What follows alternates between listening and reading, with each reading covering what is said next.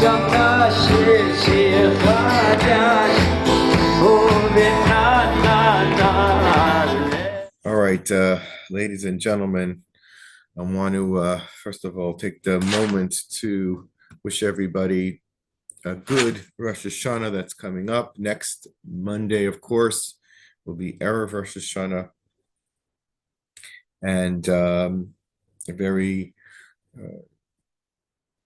important year, not only for us as individuals, but for the state of Israel, for the Jewish people as a whole, and I would say for the world as a whole. So how can we prepare for this Rosh Hashanah? What is the proper way to observe Rosh Hashanah? So before we get into that particular teaching of what we're supposed to do to make the most out of this Rosh Hashanah, it's days of decision. According to Chazal, as we know, and the Rambam codifies this into halacha, there is and our liturgy expresses this at length, there is a moment of all-encompassing din. Hashem, in all of his incomprehensible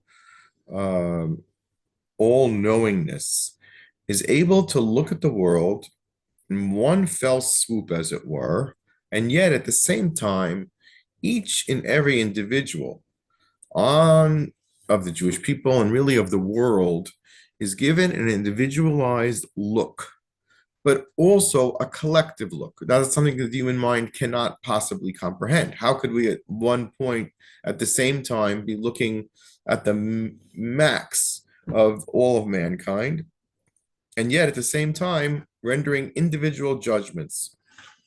We don't have to say, I don't want to go into it, but because it's too difficult. Mi ba'esh, mi ba'mayim, who were people who were subject to death by fire, and by fire it could also mean gunshots, like we saw the assassination of a voice that loved Israel, Mr. Charlie Kirk. Very, very sad, but very, very public and poignant.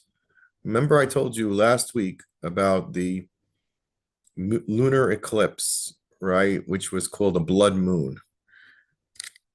And as the Gemara in Sukkah says, I mentioned last time that it's not something to celebrate. It's a serious occasion because it could spell loss of life or diminishment to the koach, and hopefully not the koach of Klal Yisrael. In this sense, it was a terrible, terrible loss. That very, very day, which was the Thursday of the people who were attacked and brutally murdered on a bus coming from a frum neighborhood in Yerushalayim, including a woman who was 8 months pregnant, was injured. I don't know her fate.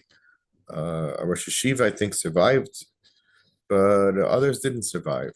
And it was a direct attack on a pristine community that just was trying to serve God, go about their religious way of life. And at the same time, Israeli soldiers were ambushed and killed. And then there was this horrific assassination, La'inei Kol, that has riveted the entire United States of America and many places in the world, and raised the question of what was the meaning of that horrific act of murder and assassination that was, it was Hashem's will. Obviously, if Hashem decided that Donald Trump should turn his neck, but decided that this Nebuch, this Charlie Kirk, didn't have an opportunity to do the same. What is the significance of all this? What are we to make of all this? How does this all add up in our preparations for Rosh Hashanah? So let me begin by saying as follows. In the parsha that immediately precedes Rosh Hashanah, Atem nitzavim kulchem hayom, speaks almost repetitively about the concept of a covenant or a bris. There are many, many britot covenants between Hashem and mankind. Of course, the one that comes to mind, the first and foremost one, notice that when Adam Rishon was created, the first man, there was no brit. There was no brit. there was no covenant that Hashem made with Adam Harishon, except one, that he asked him not to eat from the Eitz Hadat Tov Bara. That was one commandment. And what that means, of course, in a deeper sense, was going to be whether man would be neutral to good and evil and be able to maintain their sense of objective. This is good, this is evil, would have been something that would have been innate and logical. But by virtue of the failure, and we can't go into that right now into too much detail, but the representatives of that event, the Nachash, Chava, and Adam, violated that very first covenant.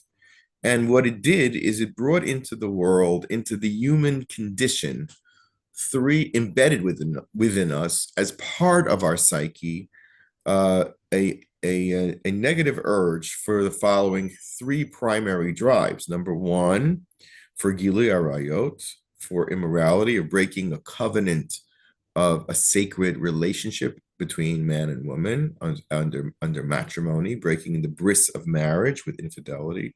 Two, with shvichus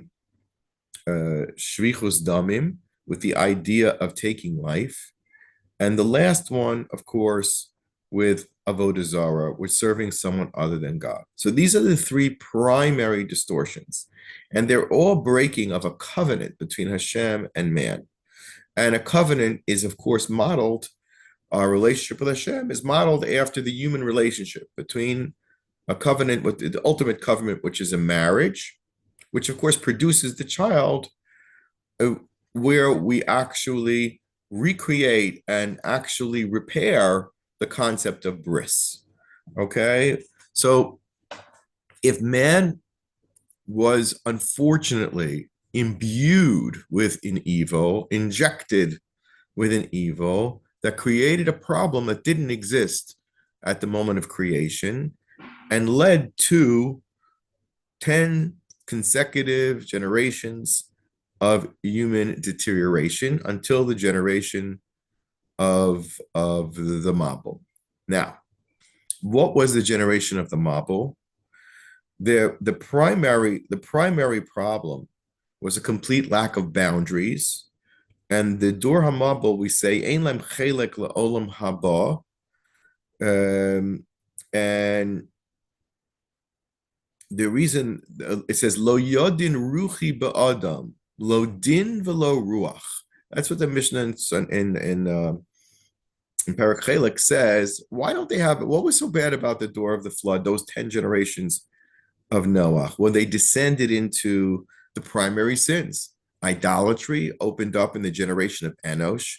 That was already a fallacy, in which the agents of God, meaning the planets, the constellations, which are agents of Hashem's conveying his will towards the earth, according to Ramchal, according to the Rambam, somehow Hashem's Hashgacha Pratis is channeled through those stars.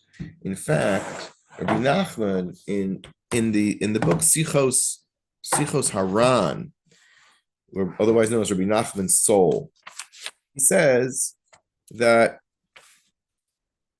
this is Torah number 61, which I referenced briefly last week.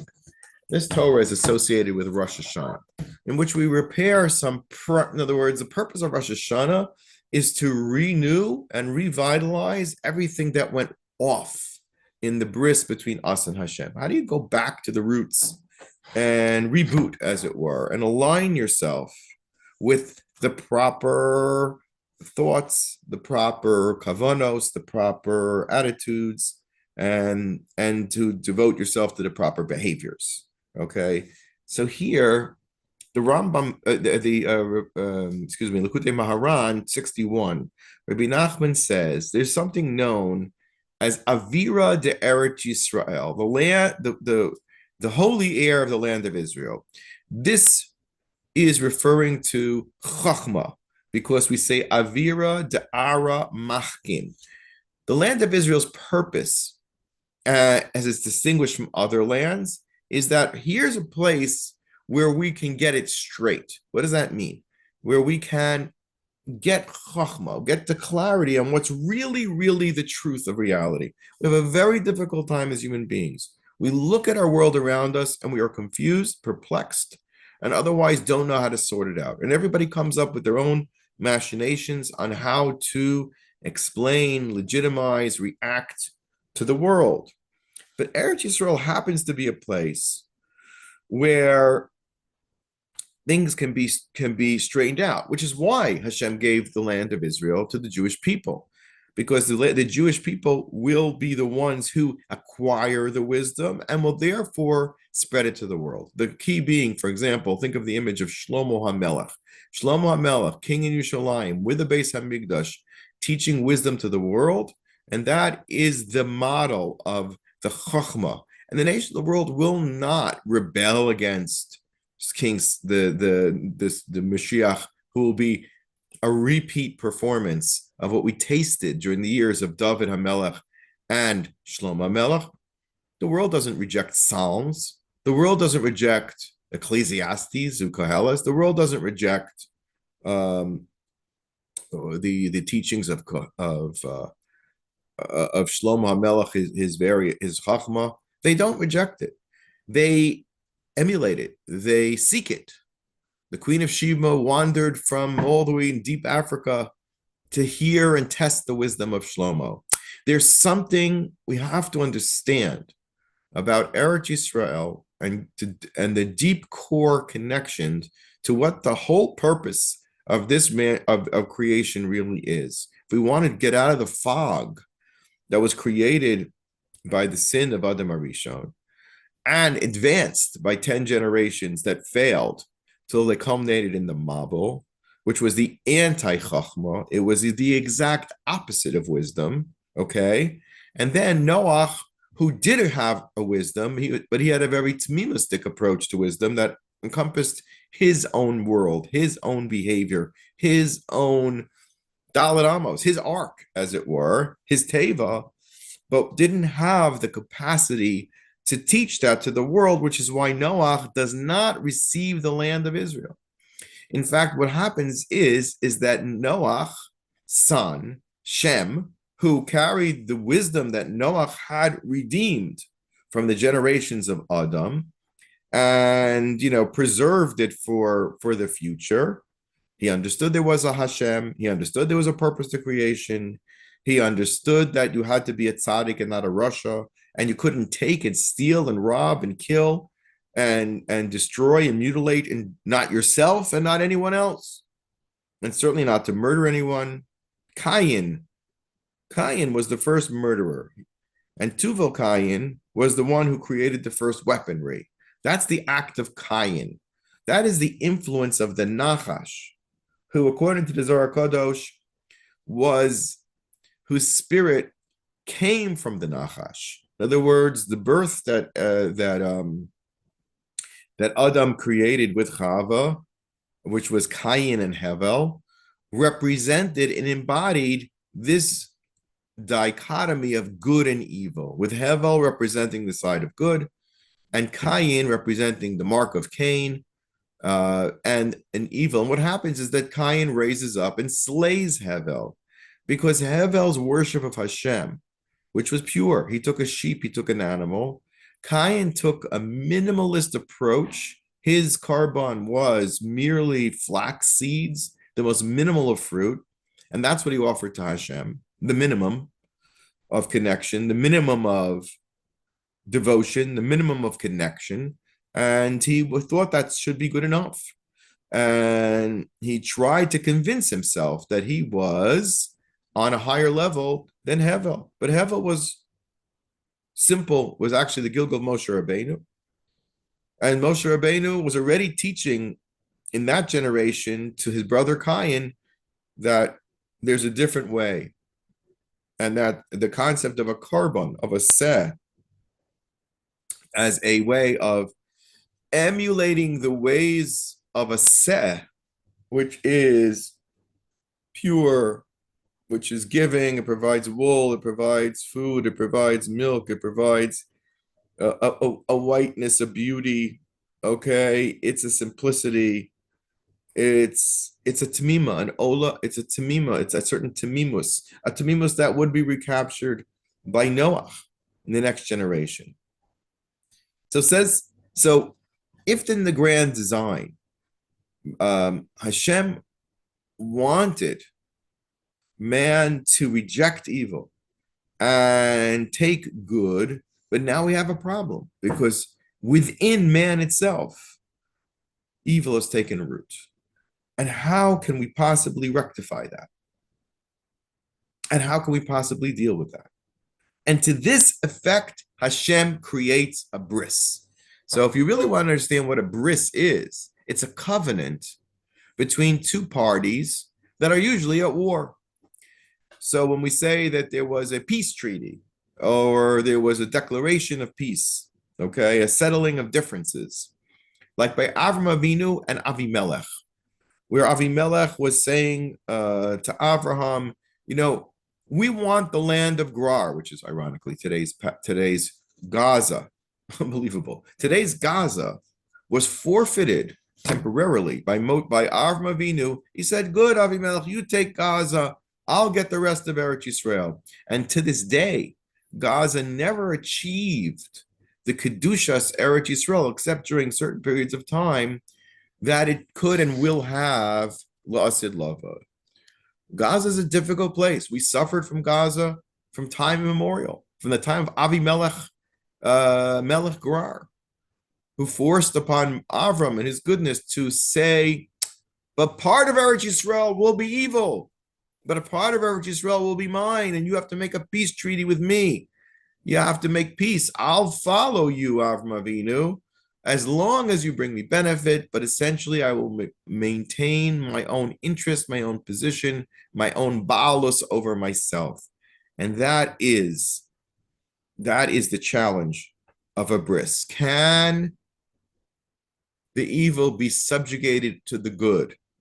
The bris will hold it together. The bris will take all the good potential that's in a person and be able to take that raw and channel it for the good. And that's the essence of bris milah, of which we have 13 times the word bris is mentioned in that parsha. 13 times. What is that 13? 13 is the midas harachamim of Hashem. Why is the word bris mentioned 13 times in the covenant of circumcision with Avram Avinu? Because that really is the turning point. Can man reject its orla, its God-given, how shall I say,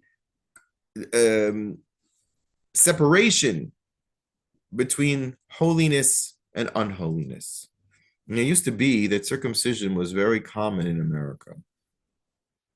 And for medical reasons, and there are medical reasons for it, and prevent certain cancers and so on and so forth. In recent years, it's declined. In recent years, it really has declined. And it's interesting to note that, there's only two peoples on the world that do bris milah. One is Islam and one is the Jewish people, and both contend for the land of Israel. Why? Because this is the land of the bris.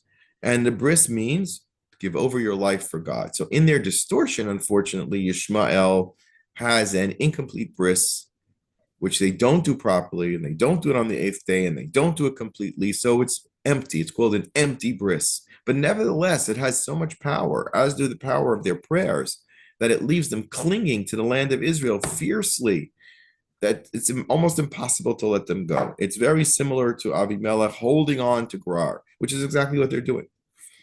And the only way that we can be separated from them is if we hold on to the bris. And what is that bris? So it's ironic that Charlie Kirk, your memory should be for the good, spoke pointedly to college students. A college student every university is exactly the tree of good and evil. It's a das tov v'ra. They're trying to figure out philosophically what's right, what's wrong. Sadly, almost like the generation of the flood, it's been flooded with evil, especially I would say, since the beginning of the beginnings of the state of Israel started already, but it really had roots before. But suddenly, with the 60s, there became a hefkerus, a rejection of bris. And I think Charlie Kirk put it that he called it a culture of what he called sexual anarchy. That is the Dor HaMabul. He was describing the Dor HaMabul. Doesn't matter. This one, that one, like fish. It doesn't matter which combination. Fish don't have that same sort of separation that animals are supposed to have. In the Mabul, in the Teva, there were no fish. No fish. Because fish are sort of all one mishkababel of life. They devour one another and they cohabit with one another, and there's no rules or regulations. And that's why they're kosher without any sort of process of purification, because it's just what they are. An animal has an animal soul, which is higher and therefore requires shchita, will require other sort of real preparation for holiness, can be subject to a carbon. There's no fish carbon. There's a lot of fish in Eretz Yisrael, Sea of Galilee and all of that. How come there are no fish carbonos? Ever think of that? Because it's not part of the bris. They don't have rules, regulations, separations, min b'mino, zachar and nekeva. It doesn't so much bolet in that location. So Charlie Kirk spoke about that culture of sexual anarchy, in which in those places with the fonts of wisdom was flowing this Mabul-like approach, where any partner is anything, and then it spreads to, and what his murderer apparently chose as his great, brilliant way of living life was to mingle the sexes, mishkav zachar, homosexuality, transgenderism, a complete confusion, a complete Mabul, which doesn't have distinct lines of a bris. By the way, a bris is done classically in the Torah by setting up two lines and walking through.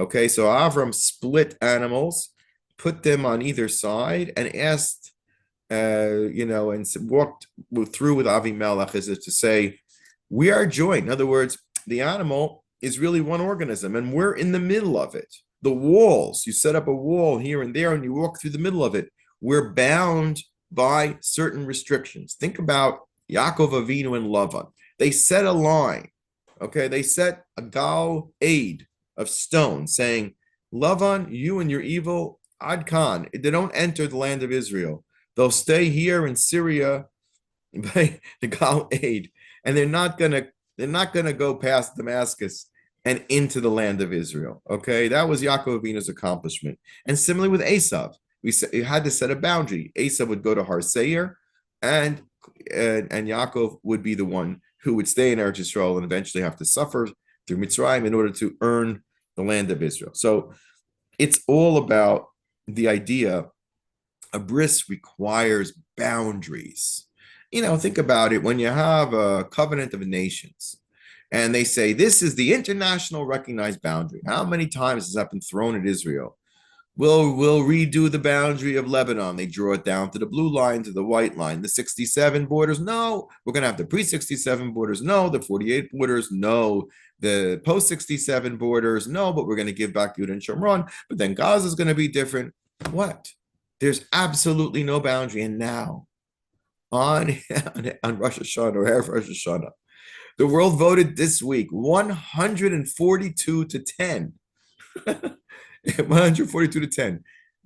So brilliant what Hashem did to use the United Nations, because every deed and every word they say is being recorded, so that they cannot, when Mashiach comes and the ultimate judgment comes, be mitchamek, deny what they said and what they did. That vote is on the record. What is that vote? The vote for the first time is not to create a state of Israel, but only to create a state of Palestine. It's unbelievable. It's the reverse Balfour Declaration, led by the lethal combination of Esav and Yishmael, as we spoke about, which is in this case represented by France, England, Australia, surprisingly, Canada, all of the English Commonwealth and the French Commonwealth, the repositors of wisdom and power and empires that have long since faded. The British Empire was a creation of HaKadosh Baruch Hu through a Jew.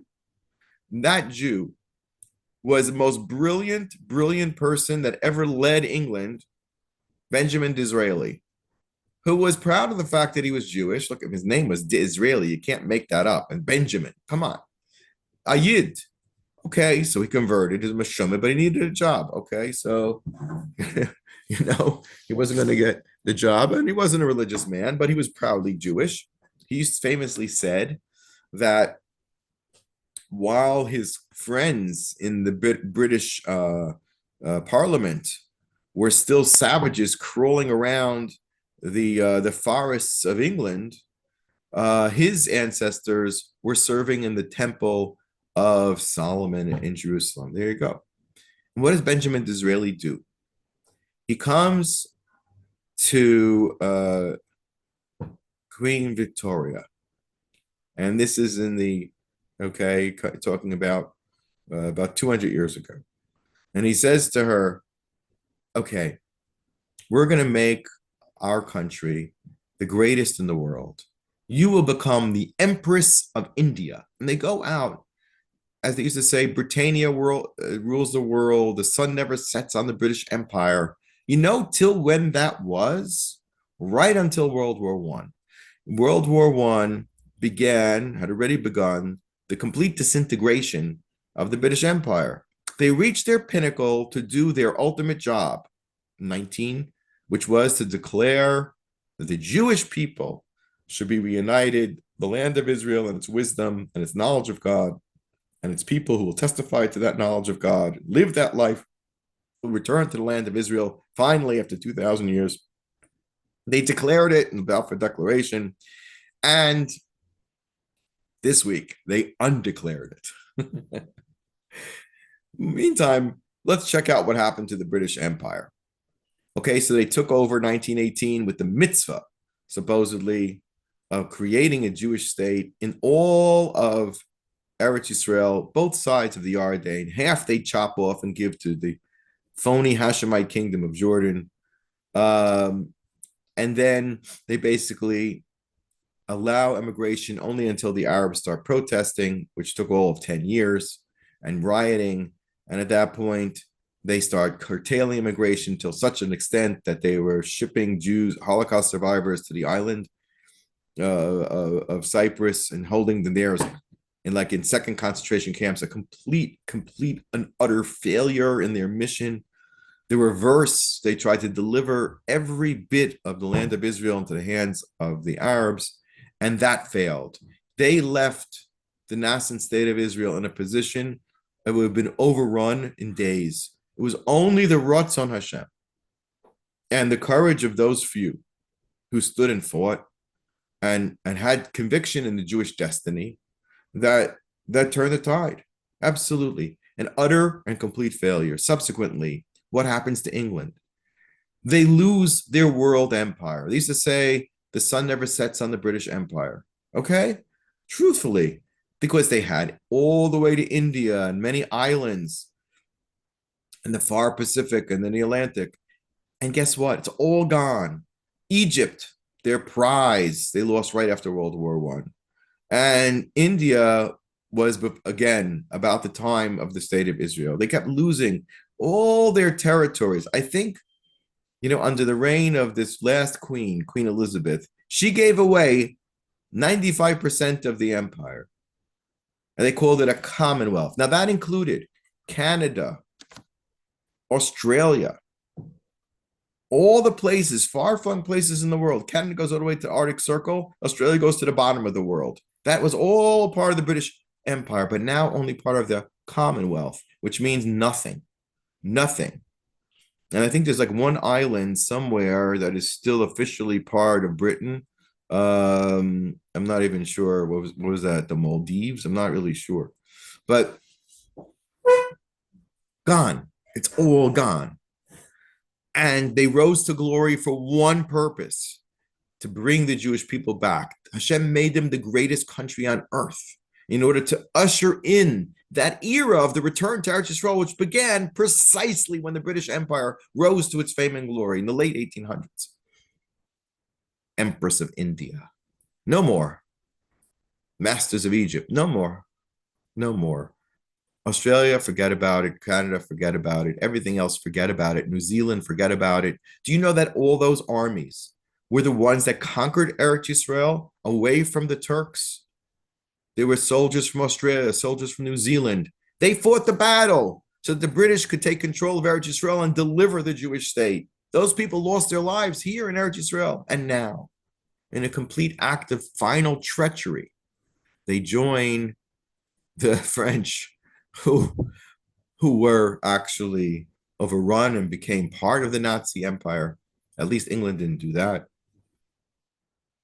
And they dare to stand up and defy the will of Hashem.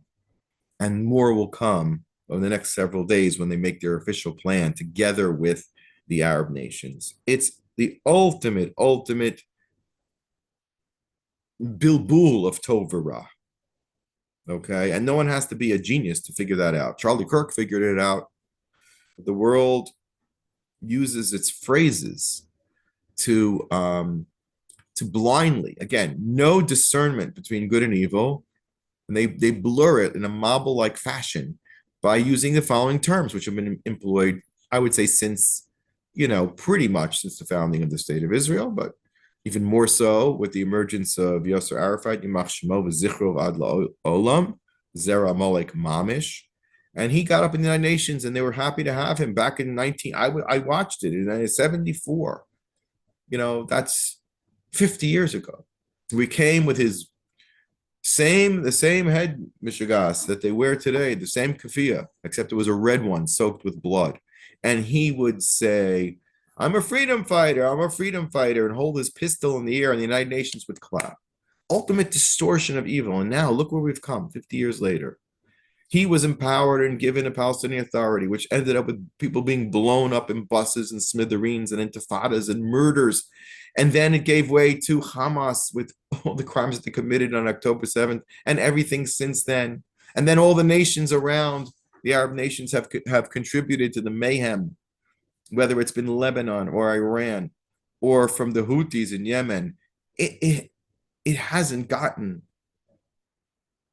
only worse and worse and worse. And the cacophony was that they said in 1974 that Zionism is racism. That was step number one, because you're a racist. A racist means the chachma is that all men are created equal. That's not true. All men are created, but all not men are all equal. Because some have a bris, a covenant with Hashem, and some don't. And that's the difference. You can join in the covenant if you want to. Hashem created this concept of bris for you to opt in so that you can be online and aligned with Hashem's purpose in the world. Noah was given the bris. The whole generation was given the rainbow. What was the deal with the rainbow? Don't be mashchis the world with your sexual anarchy, with your murder, and with your theft. Well, guess what? The symbol of the rainbow has been taken in this day and age and exactly flipped and reversed, and to say the rainbow is a symbol that Hashem, that man can defy the will of Hashem. And there's no consequence to my choices, whether they want to live with whatever partner they want to have, or they want to shoot or murder or kill because they don't agree with, but people don't agree with their policy. As this murderer did to Charlie Kirk, because he was a transgender homosexual. I don't like you, so I'll kill you. I'll kill you in the neck. And to take the colors of the rainbow, which is the colors of the Kisei HaKavod, Chazal tell us, and the Zohar explains, based on the Nevuos of Yecheskel and others, that this is the Or Hashem, and to then take it and to so defile it with the behavior of the Dor HaMabul, only in our generation. And I have to conclude, and then one has to conclude, that we are in a situation where all of the generations of the past have come back to confront all the generations of the past. How is it that the world all of a sudden became 8 billion people? The world was never 8 billion people. Okay? You're lucky if you had 1 billion people in this world 150 years ago. What happened? As the state of Israel was created, as the kibbutz golios began, okay, and Hashem decided to move the Jewish population back from nothing in Eretz Yisrael to now, Baruch Hashem, well over 7 million Jews, or whatever it is, Bli Ayin Hara, the world population has soared also. And, they keep putting on a billion people like it's nothing. Okay, where are all these souls coming from? They were never here. All of the souls are returned to this world to get one final reckoning. This is what Rosh Hashanah really is all about. Rosh Hashanah is the grand reckoning. So if you want a taste of what the era of Mashiach will be, it's embedded within each and every Rosh Hashanah. And that brings us to the 10 reasons why we blow the shofar. The shofar is the symbol of the bris. It is the ram of the Akedas Yitzchak. It is the symbol that embodies the sacrifice of each and every time that there's a bris milah, which is on Rosh Hashanah. We read about the bris of Avraham Avinu and the Akedas Yitzchak. Those two central points, that is the covenant. Because we will go from points where the orlas halev, the coarseness of the human condition that we inherited from the Nachash, unfortunately, and Adam Arishon and Chava's mistakes, has to be removed and can be removed. But it's a sacrifice. It's difficult. It's something which could draw a blood bubble. This blood will not kill you. It will make you stronger. The bris that Klal Yisrael had to go through in Egypt to come back to their identity and their potential was twofold: bris milah and Karban Pesach. And that's what prepared them to accept the bris of the Torah. And what do those two things represent? Bris milah is personal sanctity, right? Of the physical sense, of conquering one's urges, dedicating one's life to the pursuit of good and to the help of mankind and not to self-gratification of every single kind, whether it's sexual, whether it's financial, ill-gotten gain, and whether it's other sort of selfishness and hatred and anger. And then, on the other hand, the Karban Pesach, which shows you that there is only one God. They shechted the mazel of Mitzrayim. They said the world is not controlled by the mazalos. It's controlled by Hashem. And the mazalos play a role. But there's not the mazel. Ain't mazel Yisrael. We don't gaze into the constellations and say, this is nature, this is fate. And that's what Rabbi Nachman was teaching in this Torah 61. He says, this is the reason that the wisdom of astronomy, of astrology, which is the knowing of all the changes and future occurrences brought about by Galgali Herakia, he says. In other words, Hashem gives his will over through the impulses, the electromagnetic impulses of the stars, create realities and situations on Earth. And it's given to them to execute and carry out all the rules of nature, of systems, of weather, of planetary movement, of the sun, the moon, and the stars, is all orchestrating the life on Earth and protecting it and developing it and encouraging it. As it says, Kihi chachmaschem ubinaschem leini agayim Devarim Perek Daled v'dosher Rabbeinu zichron levracha ezu chachma ubina shi leini amim. What is this great wisdom that Eretz Yisrael is connected to, that Am Yisrael is connected to? Haviyomar zechishuv tekufos umazolos. What this means is that we understand and we have complete knowledge of the celestial movements, which is part of the process of Kiddush HaChodesh, which is both Rosh Hashanah as well as Rosh Chodesh, which converge on this day known as Rosh Hashanah, which is both Rosh Chodesh and Rosh Hashanah, the beginning of the year. And this was a Gemara that we actually just had in the Daf Yomi. It's quoted here that Rishon or Gamliel went on a sea voyage. And this is a Gemara Horiya Daf Yud. As it happened, their journey took considerably longer, and Rabbi Gamliel's supplies ran out. Rabbi Yeshua, on the other hand, had enough food for both of them. So said Rabbi Gamliel to Rabbi Yeshua, how did you know? He says, well, there's a certain comet. I know the movements of the planets and have been charted back from time immemorial, and I know, I have a Masorah, I have the calculations, there'll be a comet that's going to appear. Perhaps it was Halley's comet, who knows, or another comet, once every 70 years. Is that Halley? By the way, I'll check that out. I'll ask you all to check that out. That could be referring to Halley's comet, which I do think appears once in 70 years.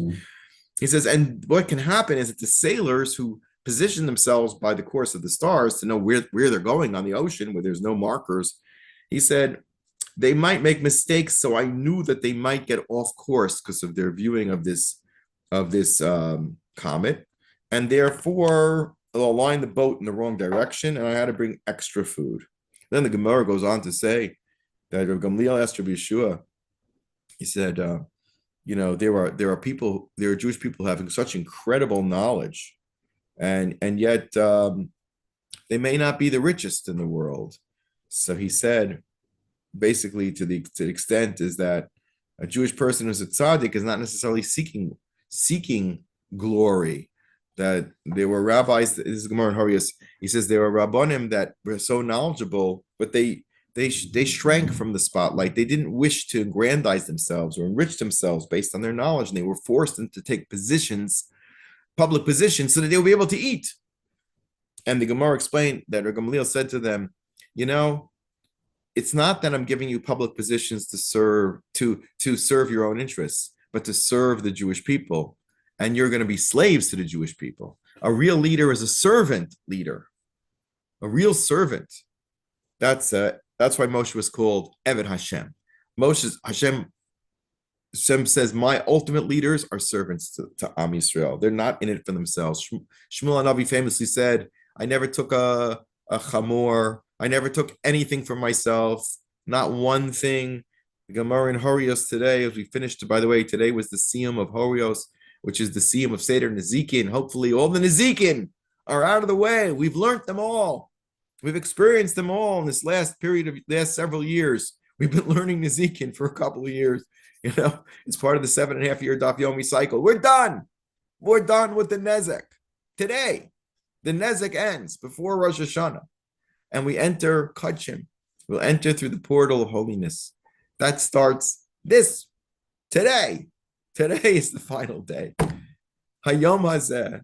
As we enter Rosh Hashanah, we're transitioning out of the era of Nezikin, those trials and tribulations, the B'damai Chayi, the bloody beginnings, the bloody births, and hopefully entering a time with no more Kabanos, only Kedusha, and life-giving blood of bris milah. We will shout Mazel Tov, Mazel Tov. Notice you say Mazel Tov at a bris milah. Why do you say Mazel Tov at a bris milah? It's exactly the opposite.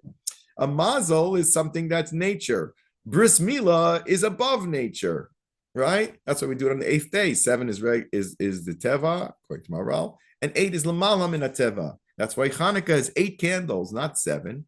So why do we say Mazel Tov on a bris? For all things, or an engagement, which is also a bris between husband and wife.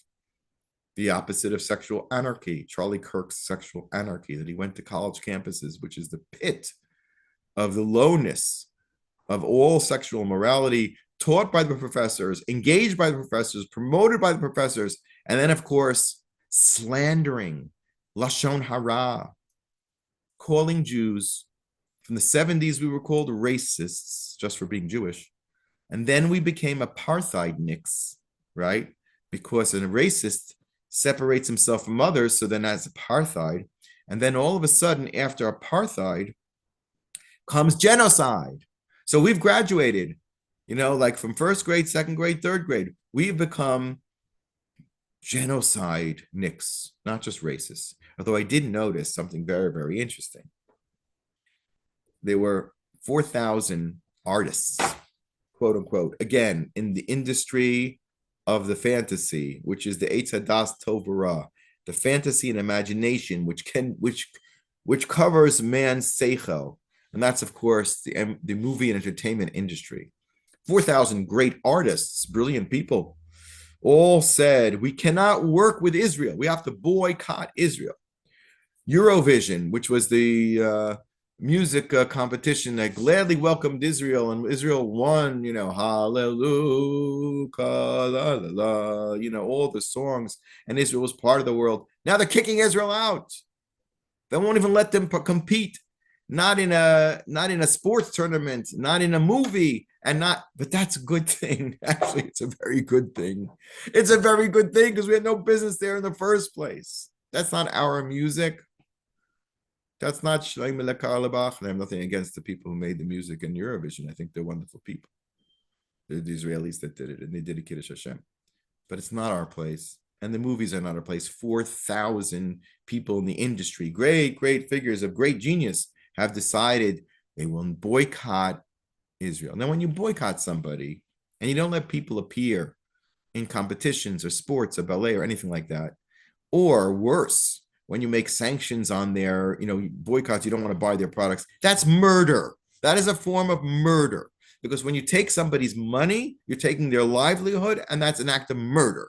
Theft is murder. Okay? Theft via boycott is murder. Damim and money is the same thing. Without money, you cannot live. Okay? The world has crept, but now entered into a stage of full out hatred declared yesterday in the United Nations, but now it's getting into even the most, simple arenas. And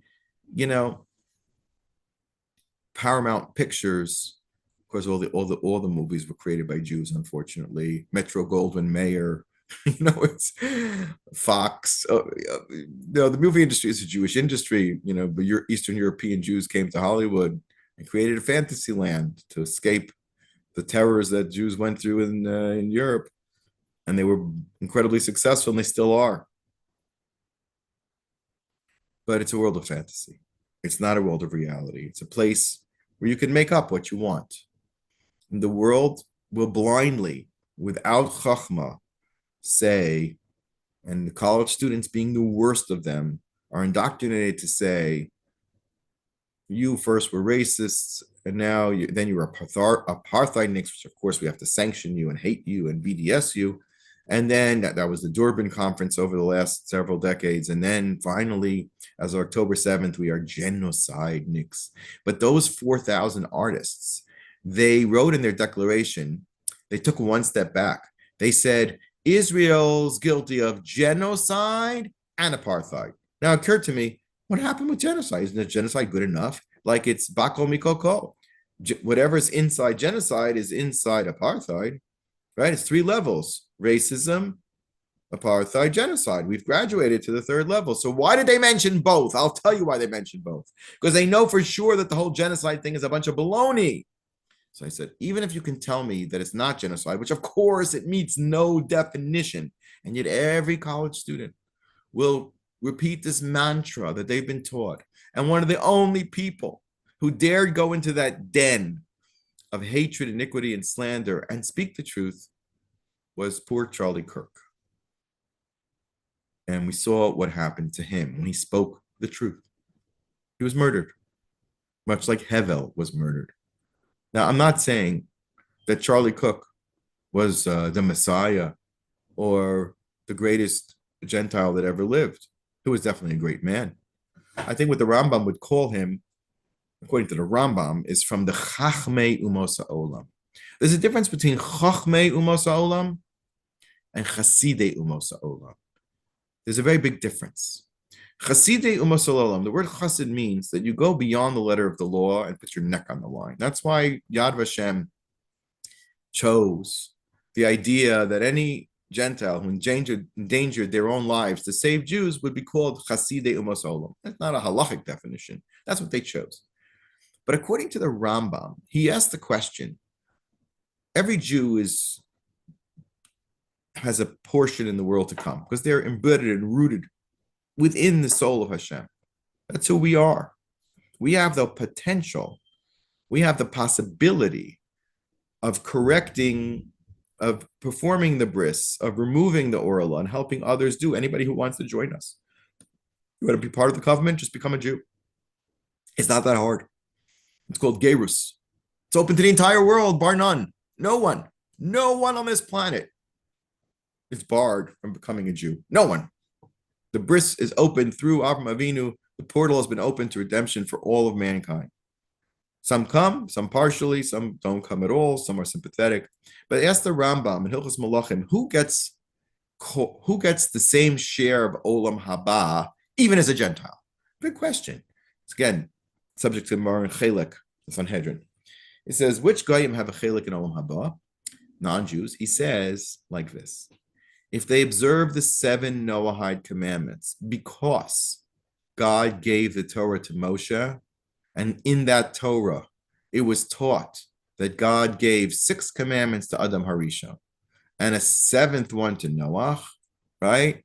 What are they? Idolatry was given to Adam Harishon not to do idolatry. And the Gemara derives this from all the conversations in the Gan, not eating from Eitz Das Tovara. All over there are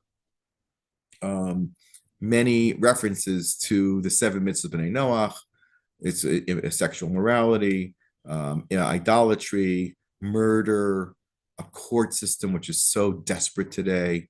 How many times do we read day in, day out and hear the news of the vicious murders here in Eretz Yisrael, but in America, of criminals, criminally insane people who stab women for no particular reason other than that they're on a bus, wandering around America because the legal system says, Hefker, Dor Hamabul, no bail, no money for bail, cashless bail, whatever it's called, is anarchy. It goes against the 7 mitzvahs of Noah. That's what's been promoted in America. And it's an undoing of the basic covenant of Hashem with man. If a non-Jew would observe the 7 Noahide laws and say, hey, God gave the Torah to Jewish people, and I agree with that, and I will do what I'm obligated to do. You know that Charlie Kirk kept Shabbos? He kept Shabbos. He said so. I heard him on a thing. He said that Friday night to Saturday night, he didn't answer his phone, his emails, or anything. He said, it saved my life. He says, somebody suggested to him, take a Sabbath, otherwise you're burning yourself on both ends, you'll never make it. So he said, it saved my life. He says, I did a Jewish Sabbath. And then he added something very interesting.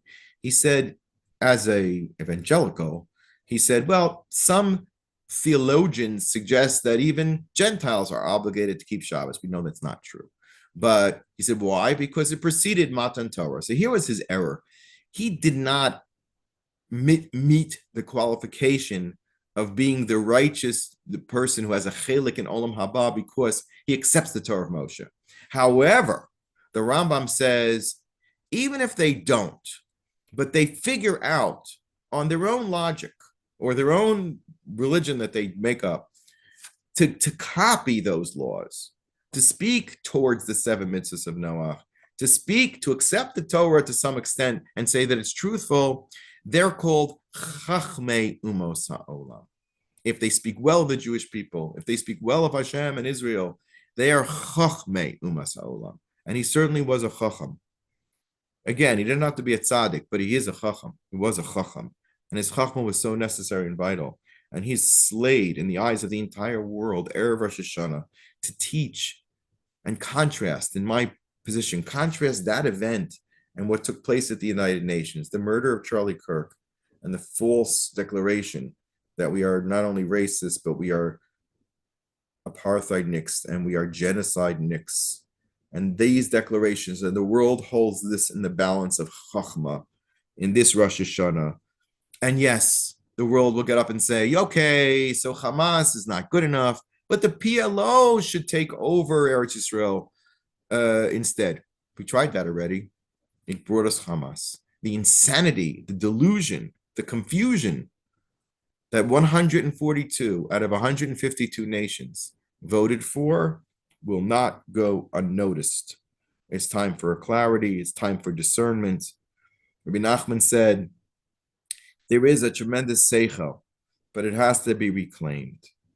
The purpose of a bris that Hashem renews with us on Rosh Hashanah, and the way to get through Rosh Hashanah is to offer a chance to re-engage with Hashem. Bris Milah, Karban Pesach were the foundations of the Jewish people, along with the bris of Kabbalah Torah. The Akedah was the opening of the door to mankind. It takes place in Yerushalayim Kodesh, at the very place where man was created. Why? Why does the Jewish Akedas Yitzchak have to take place on the according to the Rambam, on the universal place of the Mizbeach Kapara of Adam Harishon, and where Noach sacrificed? That's what the Rambam says in Hilchos Beis Bechira, because it is the portal of restoring logic and truth to Hashem, of correcting the sin of Cain and Hevel, and bringing the world to goodness. So, how to best observe Rosh Hashanah? A Rosh Hashanah, we should be wise and think of good thoughts. We should keep in mind Hashem's goodness. We must be happy in Rosh Hashanah, but we also should cry for everything that is wrong, everything that has been tragic in the world and in our lives. On the first day of Rosh Hashanah, don't talk so much. Don't make declarations. Don't say Lashon Hara Chas v'Shalom. Be very careful. Every word is a creative act. Create only good. The Rabbi Nachman suggested to be very quiet on Rosh Hashanah, other than davening. Daven to Hashem, maybe learn Torah, associate yourself with good. Because this is the time of the tzaddik emes. This is the time where things can be corrected. But we cannot activate our own imagination and try to figure out all sorts of calculations and cheshbonos of the way the world ought to be. Just accept the world that Hashem created as ultimate good, to such an extent that we are given a credible power on Rosh Hashanah of thought, correct thought, of chachma. Once you understand the truth, once you understand what is right, we can actually, using our machshava, which is the same letters as besimcha, straighten out the world. It's not Hashem's job to straighten out the world, it's ours. But on Rosh Hashanah, we align ourselves with that good thinking, with the chachma of Eretz Yisrael, we call chachma of Eretz Yisrael. And anywhere where a tzaddik is buried, by the way, has a bechinas Eretz Yisrael, which is why people go to daven there over the high holidays. We go to visit our parents. We go to all the kavarim. Why? Align ourselves with the good and with truth.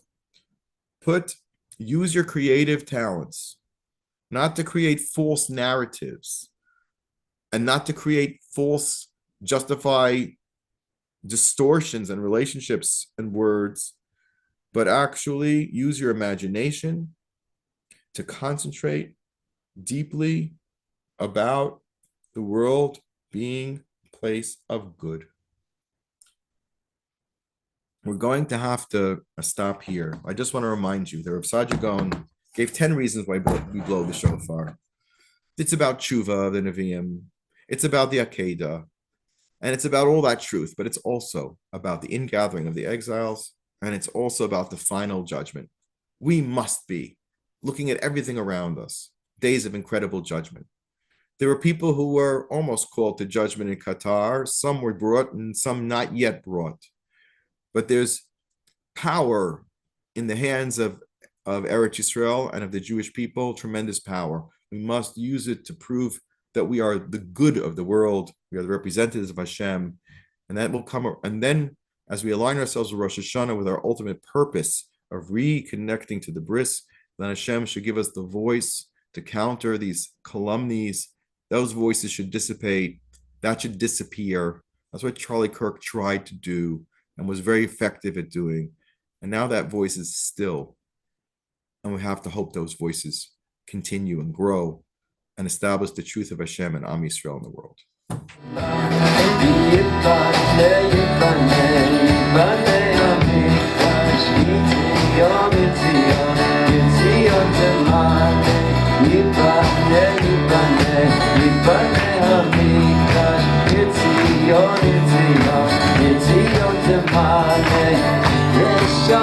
Shir Shir Chadasha